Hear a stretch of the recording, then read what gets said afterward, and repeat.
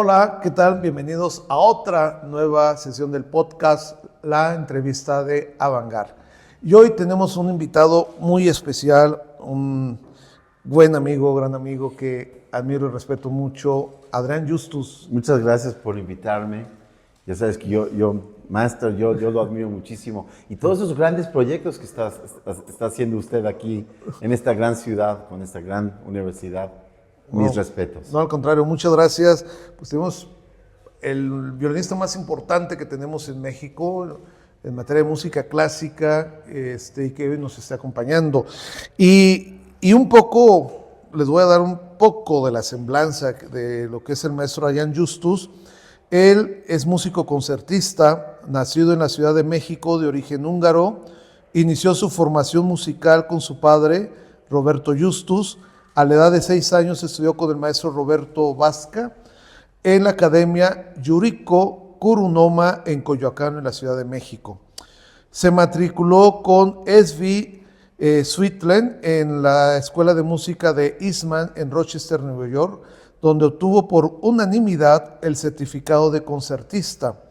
Fue uno de los 4 violinistas participantes en el programa de ejecutantes de Pinchas Zuckerman, nada más, uno de los grandes violinistas en el mundo, en la Escuela Manhattan School of Music, donde obtuvo su maestría en música. Acreedor a varios certámenes, premios y reconocimientos, Concurso Nacional de Violín de la UNAM, Medalla de Oro en el Concurso Internacional de Violín de Henrik Schering, Medalla Mozart del Instituto Domecq y del Premio Artista Internacional 2002 de Nueva York. Se ha presentado en numerosas salas internacionales de conciertos como la Sala Weill de Carnegie Hall de Nueva York, salas Suntory y Kyo de Tokio, Museo de Arte del Tel Aviv, Sala Henry Crown de Jerusalén, Sala Musikgeschäft de Ámsterdam, Sala del Castillo Español de Praga, Sala de la Ciudad Perdida de Beijing, Wigmore Hall y el Barbican Centre de Londres, Palacio de Bellas Artes, Sala Nezahualcóyotl, Centro Cultural Olin Yolisli, entre otros sitios en México. Como solista se ha presentado con las orquestas Filarmónica de Londres, Tokio, Kioto, Fujisawa, Jerusalén, la Orquesta del Festival de Praga, la Orquesta de Cámara de la Ciudad de México, la Sinfónica del Estado de México, la FUNAM, entre otras. Actualmente es profesor del Conservatorio Nacional de Música y ha escrito varias obras para su instrumento, así como arreglos para violín de la música de México y cadencias originales para conciertos de Mozart y Niccolò Paganini. Pues un poco de lo mucho que ha hecho. Pero lo más importante es que estamos aquí en Querétaro y que vamos a tocar conciertos magníficos. Con esa orquesta de cámara y Así todo. es. Adrián, un gusto en esta entrevista, en este podcast. Y acepto la pregunta que le digo yo a los demás compañeros que han estado aquí. ¿Por qué violín y por qué no químico?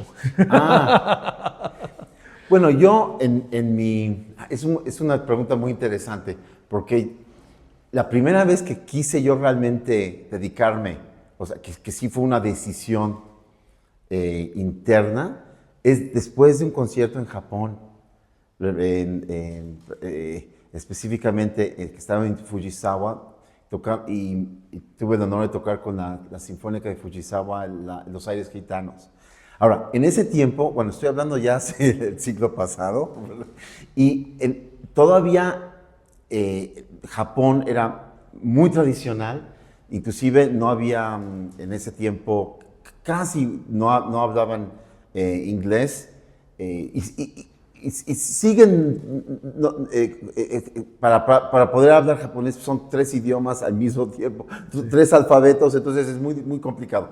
Pero en ese tiempo ni siquiera tenían mesas, o sea, es muy tradicional sentarse sobre el tatami, y me pareció, o sea, yo tenía 14 años, sí. Entonces para mí ver una cultura tan distinta y muy difícil poderme comunicarme con ellos, pero por medio de la música sí lo pude hacer. Y eso fue la razón por la cual el violín me hizo vibrar, y sentí que, bueno, igual estoy loco, ¿no? Ya sabemos que estoy loco, pero, pero sentí la vibración, la causa en el público, y a pesar del idioma, de la cultura y todo tipo de digamos, fronteras lingüísticas, el idioma de la música sí puede comunicar a cualquier persona, inclusive plantas, están ya Sí. hablando de la química Sí. y de la materia, y eso es lo que me hizo decidir primero por la música y obviamente pues mi violín. Yo tocaba bastante piano, hubo un año donde toqué más piano que violín, te voy a ser sincero, pero realmente el violín es lo que me hizo vibrar. Aunque sí también quise ser doctor en algún momento de mi vida. Pero te jaló la música Me por jaló. esto que tú dices, que es maravilloso, porque el lenguaje de la música, para todos aquellos que nos escuchan, es universal. Es lo único que no necesita hablar otro idioma para poder entender, para poderse expresar y para poder llegar al corazón, al sentimiento, al alma o a lo que ustedes le quieran llamar. La música es parte importante. Y tu papá te enseñó, tu papá era violinista, tu papá era Sí. músico. Es muy interesante porque es un círculo. Él me enseñó, bueno, realmente mi hermano estudiaba un año, 3 meses mayor que yo, Sí. y yo estaba como que escalando, yo también quiero, yo también, tú después. Y yo creo que, no sé, de alguna forma eso me hizo querer más, tener más deseo de tocar. Él es un gran ortodoncista, dentista, inclusive llegó a ser presidente mundial de la ortodoncia. Tu hermano. No, mi papá. Tu papá. Mi papá. Ok. Pero él tocaba violín como amateur. Ya. Y ahora yo le estoy dando clases a él, porque, bueno, ya está casi retirándose y su vida y su amor es profundo por la música, es impresionante. Ya. Yo me acuerdo cuando éramos chicos y mi hermano y yo nos peleábamos, ponía música clásica, Haydn XLA, creo que era Ajá. estación de La radio. refusora en México Sí. de música clásica. La Ciudad de México. Entonces y nos preguntaba, ok, ¿qué compositor es el que estamos escuchando? Ahora sí nos hacía pensar, ¿no? Y escuchar. Sí. Y entonces ya no nos peleábamos. Era una medicina fenomenal que usaba él y yo se les recomiendo. Sí, claro. No nada más, pero no necesitamos pelearnos para escuchar música clásica. Pero sí, mi papá sí me introdujo al mundo de la música y al violín. Es correcto. Muy importante, porque a veces en las casas los papás, son parte importante para que los hijos se encaucen a hacer arte, ya sea que alguno haga una disciplina.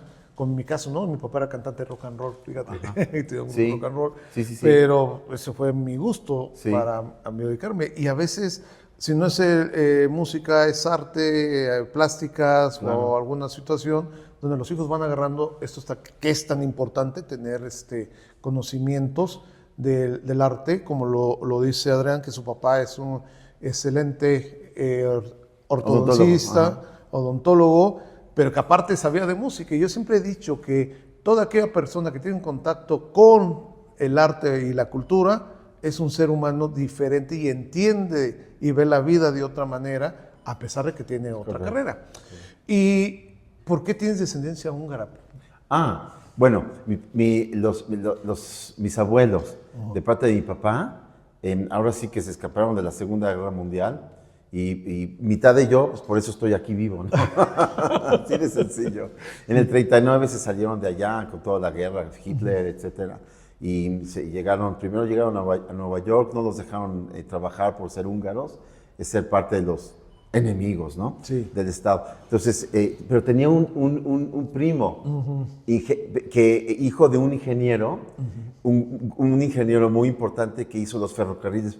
Porfirio Díaz lo había traído de Hungría. En fin, es una historia, pero ese hijo del primo, de mi abuelo, se comunicaron por medio de cartas. En el 40, creo que en el 30, llegaron en el 38 y en el 39 hubo intercambio de cartas y los invitaron a visitar México. Pues una visita muy larga, ¿no? Pero ya se quedaron ahí. Y se quedaron todo eso, muy interesante. Y hablando en materia del violín, ¿Qué tan fácil, qué tan difícil es tocar un violín? Ah, pues es muy fácil, uno lo toma y le saca Y ya, sonido. suena. Chicas, ya está todo. Un instrumento complejo, ¿no? Bueno, o sea, ya hablando un poquito en serio, cualquier instrumento, tocarlo bien, se requiere de muchísima disciplina y muchísimo corazón. Y como dicen, la cabeza, el corazón y dedos, ¿no? Sí. Se requieren de esos tres para cualquier instrumento. En el violín, la particularidad es que no sabemos dónde está el do, Sí. ni el do sostenido. Exacto. ¿no? Hoy también existen cuartos de tono, que ahorita es muy interesante porque vamos a presentar las sonatas de Julián Carrillo. Pero en fin, pero es muy y él siendo un gran violinista, claro. Entonces sabía todo esto, entonces es muy natural. Pero eso es en paréntesis, para que lo que nos vean, Julián Carrillo fue el que creó el famoso sonido 13, añadió un medio tono más y hay obras compuestas para esta nueva escala, ¿no? Que él realmente hizo, y eso es lo que está hablando el maestro Justo. Sí, él tuvo que hacer diferentes pianos, pero en el violín no, o sea, es el mismo violín que puedes hacer.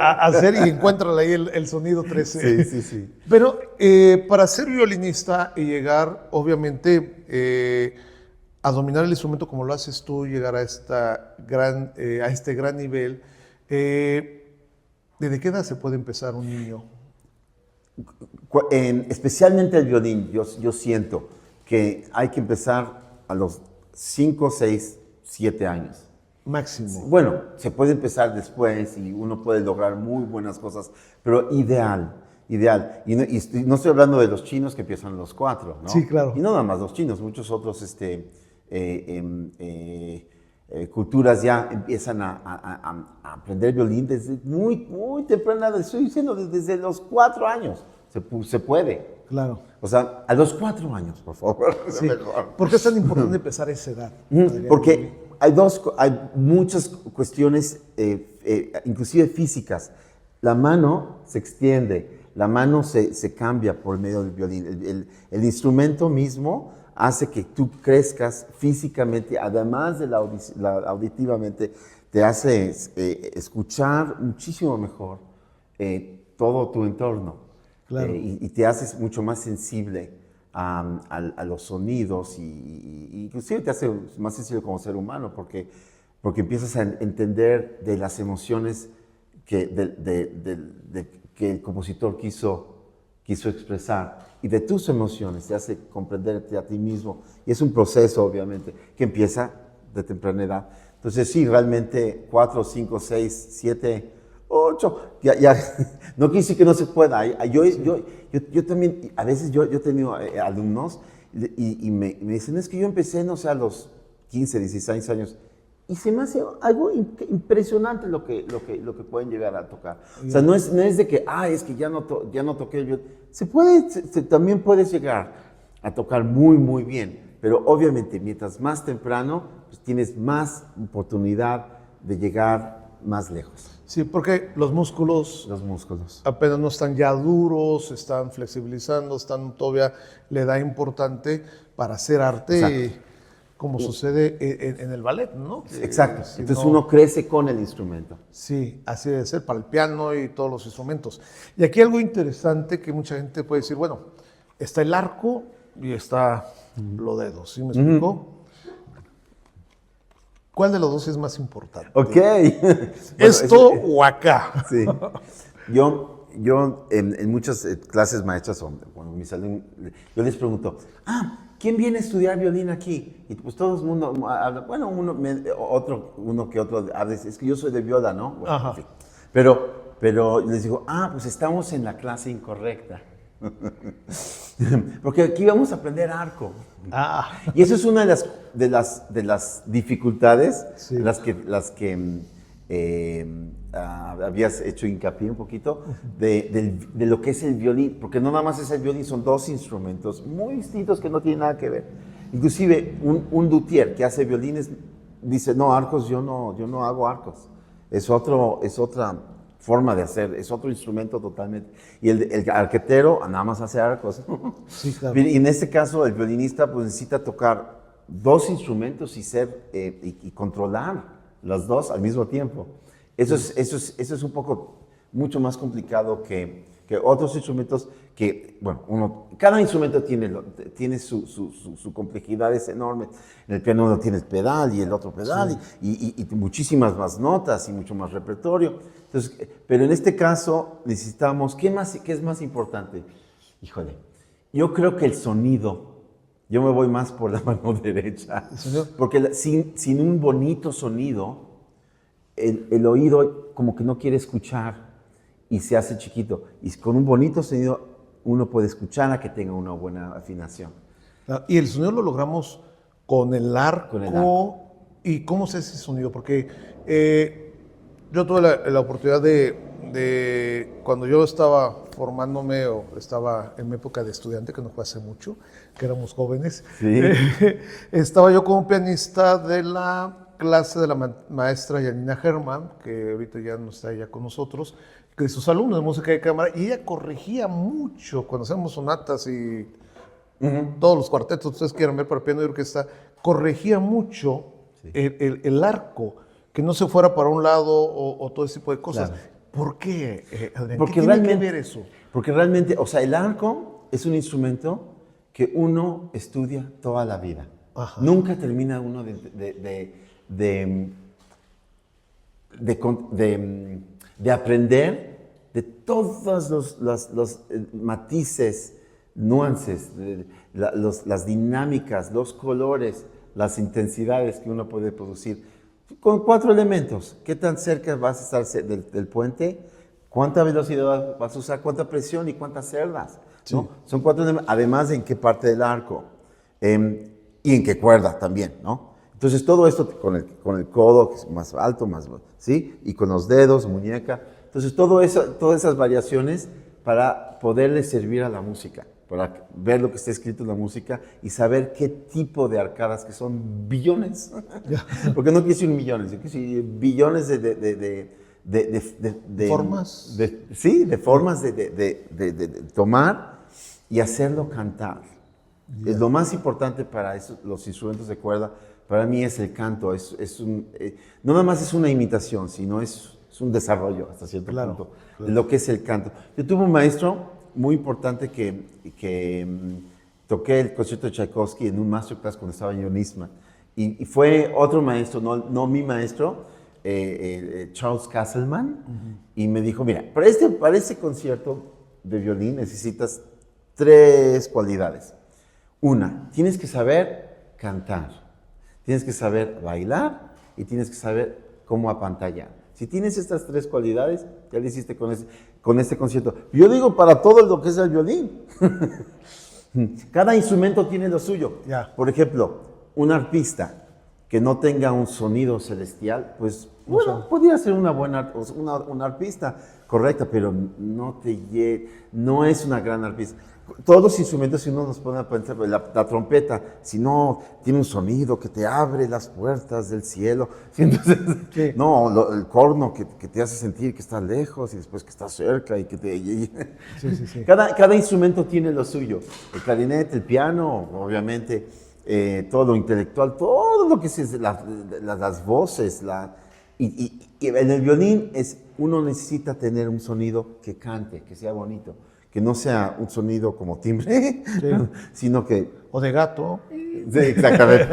Y por eso la velocidad, la presión, menos presión, más presión, y el control de los dedos, saber en qué parte de los dedos, qué dedos usar, porque el arco es bastante largo, mucho más que el barroco. Sí. Y el barroco era más natural, hasta cierto punto, o sea, no, pero ya cuando se inventó el arco francés, en esa época... moderno, y ya se tuvo que hacer una escuela nueva del arco en París. ¿Y utilizan los dedos? Claro, para sí. hacer... Y diferentes partes del arco. En el talón, obviamente, tenemos un peso muchísimo mayor que en la punta. Yeah. Entonces necesitamos usar el meñique y el anular. Yo le llamo la reina y su achichincla, pero en fin. Eso es aquí. Para poder controlar el peso, para que no haya demasiada presión y que se nos escuche. Sí. Bueno, y qué interesante, o sea, eso, por eso es tan importante. Pero, por ejemplo, si yo todo tomo, esto. perdón, si yo tomo esta taza, no, estos vienen de apoyo moral. En la vida cotidiana casi no los usamos, Ya. estos dos dedos. Sí. Y en el arco es los que se deben de usar. Estos. Exacto, estos dos. Qué importante. Entonces, una vez que tenemos el control del arco, ahora viene lo interesante. Sí. Bueno, lo interesante es o sea, Esto. realmente Ok. es, sí, la mano izquierda realmente son dos técnicas que existen, según yo. Ajá. Vertical y horizontal. Ok. Sí. Ok. Y eso tiene que ver con la presión. O sea, cuando uno baja ¿Dedo? el dedo, que no se quede uno impregnado, porque si no causa tensión y también hay menos sonido y uno no puede vibrar, no puede sacar más posición. Entonces, realmente relajar la mano izquierda, porque hay tantísimas notas para pantallar. Entonces, uno necesita tener una como... Es como el clavecino en el piano, los martillos. Esos forman como si fueran martillos. Es más técnico, es más como del Renacimiento, cuando hicieron todos esos instrumentos y muchos más que ya no existen, pero hay un sinnúmero de instrumentos en libros y todo tipo de mecánicas, ¿no? De Leonardo da Vinci con la bicicleta y el helicóptero y el submarino y todo tipo entonces también instrumentos musicales, incluyendo el violín, la mano izquierda es como una maquinita. Claro, claro. Por ejemplo, si uno, el martillo le pega a la cuerda, Sí. no se pega No. para hacerla vibrar, no se impregna en la cuerda. Es En el nomás el piano. golpe, ¡pum! Pega y puede ser que esté cerca, pero no está tocándolo para que deje No, porque se vibrar. ahogaría el sonido. Exactamente. Y todo eso. ¿Y en el Aquí es violín es lo igual, mismo? Lo mismo. Ah, qué interesante. Hechos en la misma, el clavecín, el violín, hechos en... En la misma forma. Entonces, esto sería nada más que al revés. En vez de abajo, es de arriba arriba. para abajo. Pero dejar, pum, y soltar. Ya. Entonces, es una forma es una técnica que hay que escuchar. Uno escucha la nota fantasma, uno toca, ta, para asegurarnos que uno no está presionando. Ya. Entonces, esa técnica nos da la oportunidad de tocar mucho mejor. Todas las técnicas. Y imagínense, eso es lo que conlleva para poder tocar el violín, ¿no? Y empezar a sacar un maravilloso sonido que para esto, y yo siempre lo he comentado, o sea, el hacer arte y sobre todo cuando se hace música es la carrera más celosa que uno pueda tener porque hay que estar, yo les decía a mis alumnos, yo estaba 9 horas sentado en el piano y ya ahorita pues soy de 4 horas o cosas de esas por todo lo que uno hace, pero es muy celoso. Le digo, si tienen novias, vean a las novias hasta después de que hayan visto todos sus compromisos, primero la obligación y después la devoción, ¿no? Y imagínense, el instrumento para mí, el violín, siempre se me ha hecho un instrumento muy difícil, aunque yo sea pianista, que también tiene muchas cuestiones que hacer en el piano, pero es algo muy interesante lo que decía el maestro Adrián Justus, el arco, después ya juntarse con la mano izquierda, todo lo que nos explicaba él, no dejar tan pegada la nota, sino darle en su momento momento para que tenga esa vibración y todo este tipo de cosas, ¿no? Y es como se lleva a través de los años, con diferentes técnicas, diferentes estudios. Kreutzer es el más magnífico. Hay muchos. Kreutzer y Kaiser. Sí. Pero hay algunos que sí son como, digamos que la Biblia del violín. Yo consideraría los 42 estudios de Kreutzer. Cada uno. En su momento, hoy conocemos nada más uno de los estudios que es, y muchas veces desafortunadamente se tocan por los... Sí, como de gato, ¿no? Así de que... Sí, porque estaba en la televisión, ¿cómo se llama? Las caricaturas. Sí, de Tony Jerry. Pero él era un gran compositor. Y además de él, violinista en su época, tan así que Beethoven no lo hubiera escrito dedicado la sonata más importante, la número 9. Bueno, también dice que la 5, la primavera, pero la 9 es como la apasionata, ¿no? Para el piano. Y se lo dedicó a Kreutzer. Ya, Entonces, o sea, no, ¿y qué compositor es para...? Entonces, ya con eso nos podemos saber que era un gran compositor. Y todos estos estudios, aunque se escriben estudios, realmente son obras fantásticas. Y muchas veces él no pone piano y forte, porque él era mucho de la tendencia de no escribir muchas dinámicas, o sea, los matices, como los barrocos, porque Sí, le gustaba claro. mucho Bach. Pero no quiere decir que no haya. Uno puede hacer, se repita 3 veces. Puede ser y la tercera o al y después menos. O sea, no quiere decir que no es que escrito, no quiere decir que no haya Musicalidad ahí, musicalidad. impresa en esas notas. Pero lo bueno es que él te da a ti la opción Sí. de hacer lo que uno quiera y uno puede hacerlo muy diferente cada vez. Lo que sucede en el jazz, ¿no? Exacto. Como en la música barroca, Sí. esa tradición. Esa posibilidad. Y que ya hablamos un poco de la técnica, de cómo se puede aprender violín y todo este tipo de cosas. Ahora viene lo importante, que tú me digas, mi querido Adrián, ¿qué representa Vivaldi? Vivaldi. Para ti, Bueno. para los violinistas, porque hablamos del barroco, del año de esplendor, Sí. perdón, de los, Sí. de los violinistas, de la música barroca para violín, del violín fue el rey Sí. en esa época. ¿Qué es Vivaldi? ¿Qué representa? ¿Qué le debemos? Energía, amor. O sea, yo creo que Vivaldi, para todos los que a veces, no sé, depresión, los depresivos, cuando uno está triste, pone uno Vivaldi, inclusive más que Mozart también. Sí. Pero uno pone Vivaldi y se pone uno contento. Sí. Es increíble cómo te da, es algo... Espiritualidad. Espiritualidad. Sí. Inclusive al final, o sea, las misas que escribió y Sí. la música religiosa.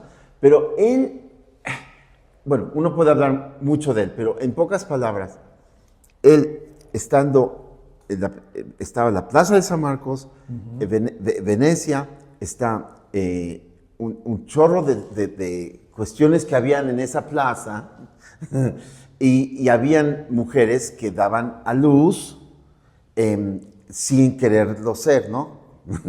Y entonces ponían su bebecito o bebecita en el convento que está al ladito, ¿no? Claro. ¿Y qué hacían con tantos bebés? Porque la Plaza de San Marcos tenía su acción, ¿verdad? Sí, claro. Bueno, entonces... Y más en el carnaval. Exacto. No, todo el mundo venía en ese toque. Entonces, ¿y qué hacen con eso? Y la píldora del gran mexicano que hizo, todavía no había píldoras en contra del embarazo. Sí. Un mexicano que hizo sí, no importa. No, pero, Sí. Bueno, entonces tenía un orfanato. Entonces, ahí crecían los bebés y Vivaldi llegó allá y les enseñó violín. sí. Y fue cuando creó la orquesta. Creó la orquesta y escribió sus 400, no sé qué, conciertos para violín, para que toquen. Sí. Y es lo que está haciendo, usted no quiere decir que estoy orfanato, pero todos los que toquen Vivaldi, eso es algo que te da muchísima luz. Claro, y realmente, va mi pregunta, a partir de Vivaldi se crea, como por el piano hablamos a través de Clementi, Sí. la técnica, Otro italiano. Ajá, la técnica para piano, Claro. hablamos de Vivaldi que se crea ahí la técnica para el violinista. Sí, bueno, estaba Corelli, Tartini, Nardini, muchísimos italianos, pero toda esa época Vivaldi fue como que ¡pum! Un escalón bastante pronunciado, Sí. cuando hizo toda su Obra, ¿no? toda su obra. Es como hablar como un poco de Haydn, cuando de repente dijo, bueno, pues ya que aquí tienen sus 100 no sé qué sinfonías, y así se hace una sinfonía, ¿no? Sí, claro. Entonces, y esto ya tiene una forma. Y entonces ya es la forma sonata, etcétera, ya tenemos la forma clásica. Pero en el barroco, para los conciertos... El Vivaldi. concierto para violín Sí, con sí, porque Vivaldi. si uno hace un concierto, 1 o 2, no es suficiente, aunque sean fenomenales. Pero si hace una obra tan vasta y tan buena para 4 violines, para 3 violines, para 2 y medio, para, Sí, para todo. para chelos. Sí, y toda esta academia que hizo él, hizo toda una revolución. Claro. Pero que venía de niños que estaban en Que el fueron orfanato. abandonados ahí y que fueron creados. Sí. Abandonados. O sea, de ahí sale el violín, ¿no? O sea, Sí, y es muy interesante porque es cuando crea la orquesta de señoritas, el de las señoritas en esa parte, porque Vivaldi era il pater rosso, o sea, el padre rojo, porque tenía su pelo rojo y se convirtió en sacerdote y todo este tipo de cosas.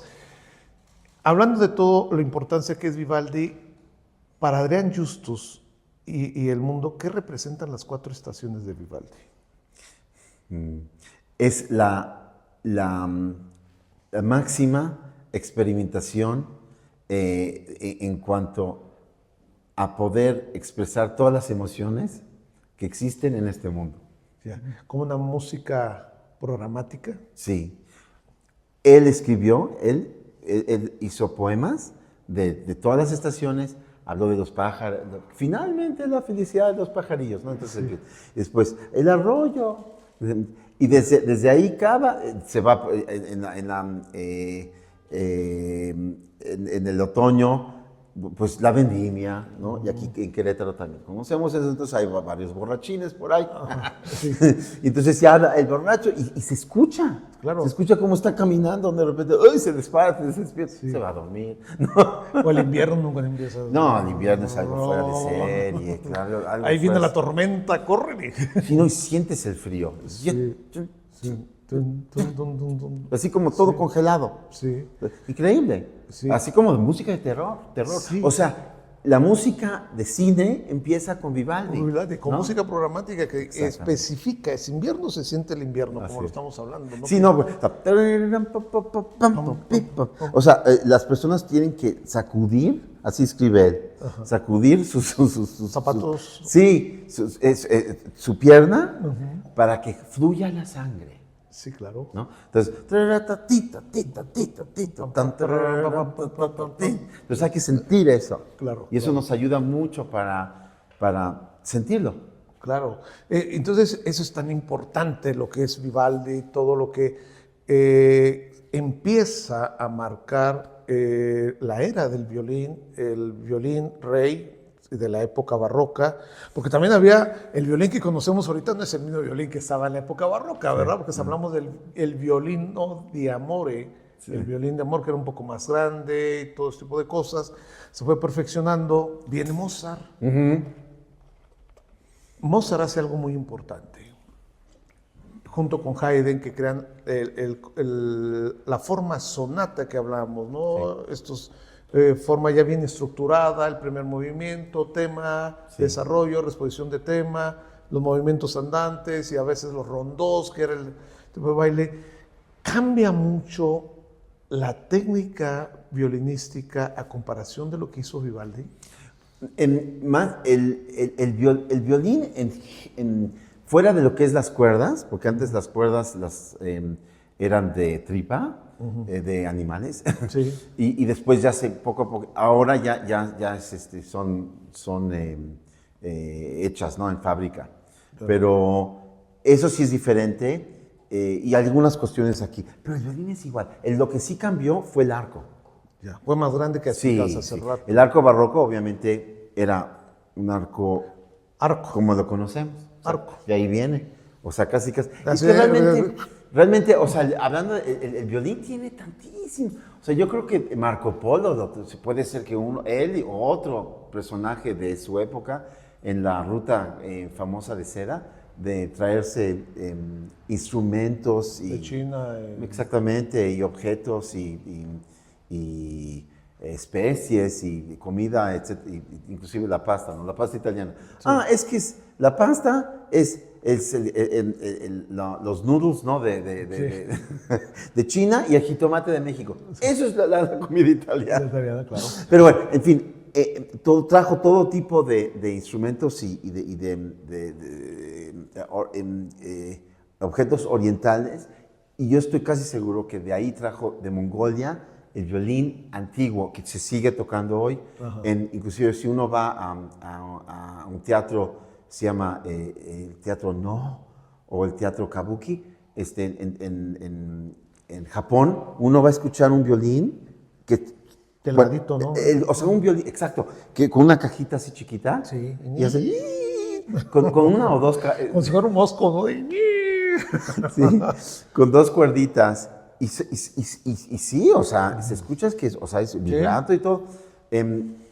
Trajeron eso a Europa y en Italia se desarrolló. Claro. Y por ahora tenemos el violín, que están haciendo unos violines impresionantes, lo que hacen aquí en Querétaro. Sí, pues aquí está la escuela de laudería. La escuela de laudería. Entonces ellos pueden hacer toda una explicación mucho mejor que yo, pero la forma de cómo sube y cómo baja y aquí, y qué tipo de madera y el barniz, en fin, es toda una ciencia que verdaderamente vale la pena comprender y estudiar, y para mí es un misticismo, el sonido que atrajo toda Europa por el violín, ¿no? Sí, y Mozart y Haydn cambiaron la técnica. Ajá, bueno, perdón, ahora contesto, se me fue. Lo del arco, yo quiero pensar, o sea, más bien me imagino que en Mongolia, hace 5.000 años, 7.000 años, ellos usaban este arco, ¿sí? Para darles de comer, y después ya comían, ¿y qué tocaban? El mismo arco. Tocaban su instrumento. Sí, estaban comiendo y así como que cuando, de fondo. Sí, de fondo. O sea, desde ahí, yo creo que viene el arco, tiene algo que ver con también la cacería. Claro. Pero en fin, eso es mi interpretación, percepción, imaginación, no sé qué tal. Y llega a Europa y se hace el mismo arco, pero obviamente están cambiando. Y habían muchos tipos de arco barroco. Pero muy general era así. Llega Mozart y empieza a ser más planito y más largo. Más largo. ¿Qué es lo que tenemos en el arco barroco? Que no tenemos no podemos sostener el sonido tanto como el arco moderno. El arco clásico es como entre el barroco y el moderno. Ya. Que pues, se puede sostener más, pero todavía hay más. Pero entonces no es el arco que conocemos ahorita. No. Tuvo una transformación hasta quedar como lo que es, como el piano, ¿no? Exactamente. Inclusive uno puede ver hay el museo en Salzburgo. Ahí está su violín Steiner y está su arco, que es un arco alemán que usaban en ese tiempo, Kircher, se me olvidó el nombre. Sí. Pero era más, no tan... Curveado, sí, más plano. Y después... Recto, perdón. Y después ya con Paganini. Sí. Y antes con Viotti, fue con el arquetero francés, y lo hizo así, para sacarle más sonido y que haya más sostenuto, que se pueda sostener una nota más. Y obviamente la música romántica es lo que se requiere. Lo que necesitamos saber es que con ese arco moderno necesitamos hacer una buena articulación para tocar la música, tanto clásica y todavía más barroca. Más barroca. Porque Mozart es otro tipo de música, más ligera, con otro tipo de contexto. Claro. Empieza a usar un poco lo que no se usaba en el barroco, como ligaduras, pizzicatos y todo ese tipo de cosas. Y viene una pregunta muy importante de dos personajes interesantes. Primero te hago una y después la otra. ¿Qué representa Stradivarius? ¿Stradivarius o Stradivarius? Stradivarius. Antonio vivió una época espléndida en el violín, la época de oro. Especialmente se conocen sus violines de 1700 a 1720 como los violines, su época de oro. O de oro Sí, y él vivió como 90 años, si no estoy erróneo. Hizo muchísimos instrumentos. ¿Pero qué tenía él? ¿Por qué fue diferente? ¿Por qué sus violines son considerados los mejores? Su nivel de siempre alcanzar la perfección, yo creo. ¿Y en qué consiste ese sonido? Las mejores maderas, las maderas que tengan, primero, lo más importante para mí, es conseguir las mejores maderas. Sí. Son maderas que generalmente han sufrido frío y eso causa que todas las moléculas estén bien juntas, bien ajustaditas. Porque si no, si están las moléculas separadas, dispersas, el sonido no es igual.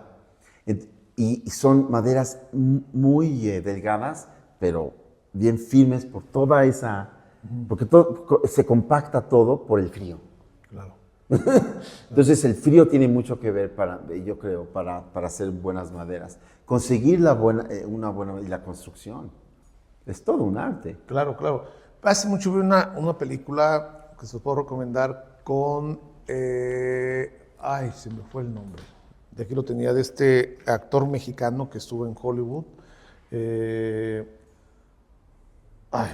Sobre la vida de Stradivarius, que la hizo. Y ahí hablan como de niño, está en un bosque impresionante, escucha en el río, no sé qué río era, en qué parte, donde se va sonando un violín y él se tapa los oídos para captar, se le quedó tanto grabado que cuando él empieza a querer hacer los primeros violines, se tapa los oídos para poder recordar aquel sonido que escuchó cuando iba en el río de un violinista que iba tocando. Sí. Y hasta que no logró escuchar en su mente, en el violín que construyó, el captar el sonido fue cuando este es el que es, ¿no? Que fue importante, ¿no? Sí, como cualquier artista, cualquier científico, el concepto.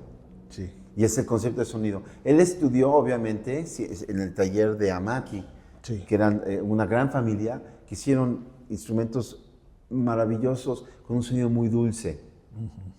Y su concepto fue más agrandado.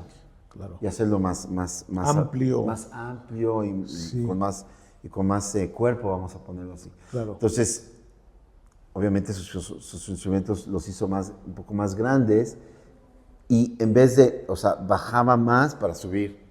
Sí, esta parte de exactamente. La forma. Y empezó a hacer experimentos. Claro. Y llegó a lo que hizo en ese periodo de 1700 a 1720, ¿cómo le llaman? El periodo de oro, ¿no? De oro de Stradivarius.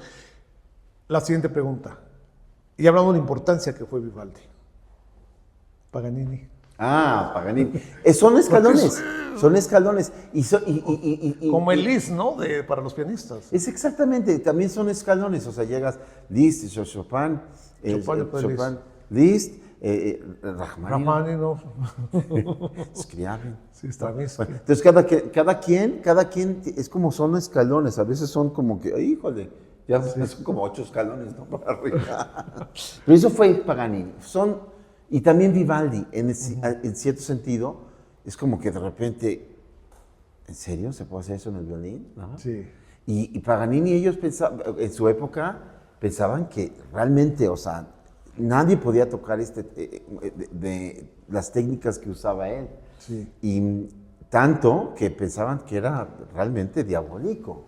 Por la forma de tocar diferente a lo que se hacía antes. Sí, y decían, nada más el diablo puede tocar así. Sí. Y a él le gustaba esa idea y como que la siguió. Y además su forma, ¿no? Era muy flaco él. Y entonces feo porque no era... y también de repente él hacía trucos. Le ponían, no sé, serpentina, algo en su arco, entonces salían así disparados, como si fuera realmente el diablo. Claro, claro. Y tanto así que pasaron como 5 años después de su muerte, cuando ya de tuberculosis, cuando se enfermó y falleció, pasaron como unos 5 años hasta que el papa de esa época dijo, ¿sabes? Mejor si ya lo enterramos. Vamos a enterrarlo de forma normal. Cristiana. No querían enterrarlo. Sí, porque pensaban que era el diablo. Sí.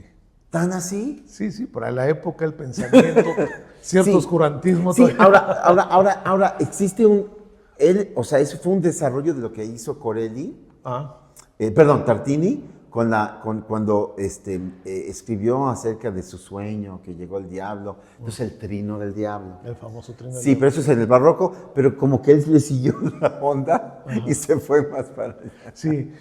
Y para ti como violinista, el aporte de Paganini cambió obviamente la técnica. ¿Sigue vigente Paganini en la actualidad? Definitivamente. ¿O algún otro violinista que haya superado esa parte?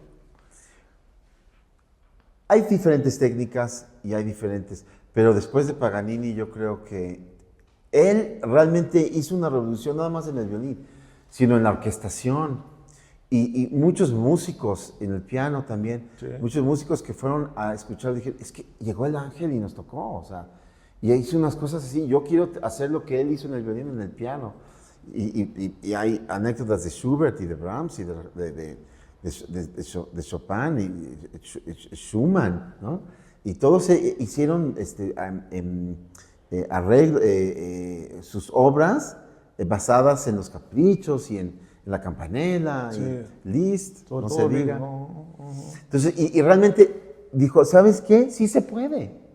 Sí se puede y vamos a ampliar o sea, lo que se puede hacer técnicamente en todos los instrumentos, inclusive en la orquesta. Sí, claro, porque sí hubo una gran diferencia hablando de la música barroca, el clasicismo, los nuevos tipos de pianos, piano forte, ese instrumento que sonara suave y fuerte al mismo tiempo. Exactamente. Pero que a Mozart no tocó el piano que ya le tocó a Chopin. Sí.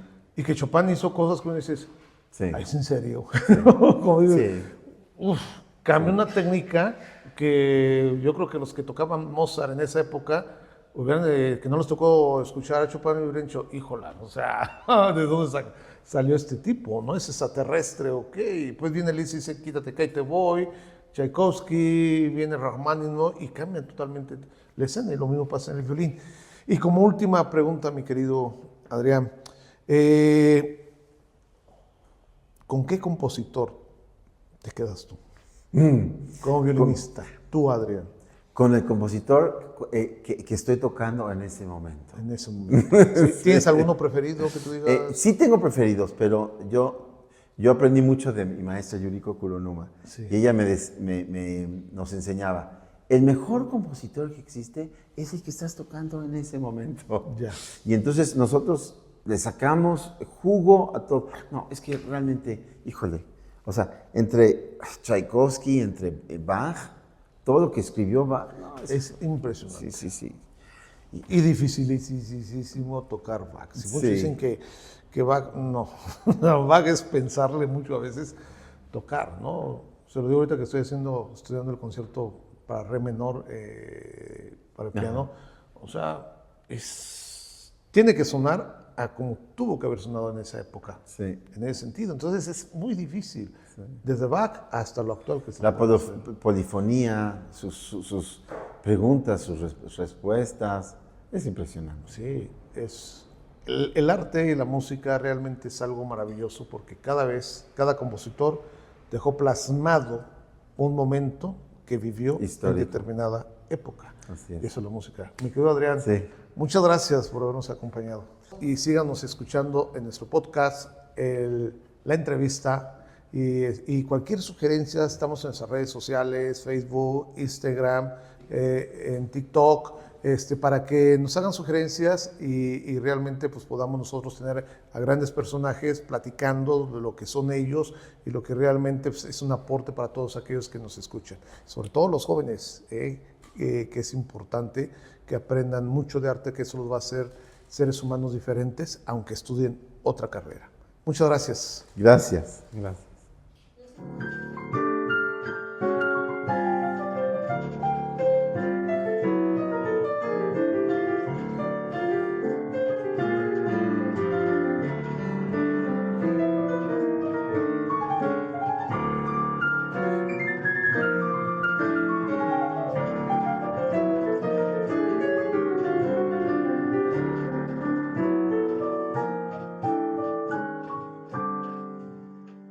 Esta es una producción del Centro de Estudios Críticos en Cultura Contemporánea de la Secretaría de Extensión y Cultura Universitaria para la Universidad Autónoma de Querétaro.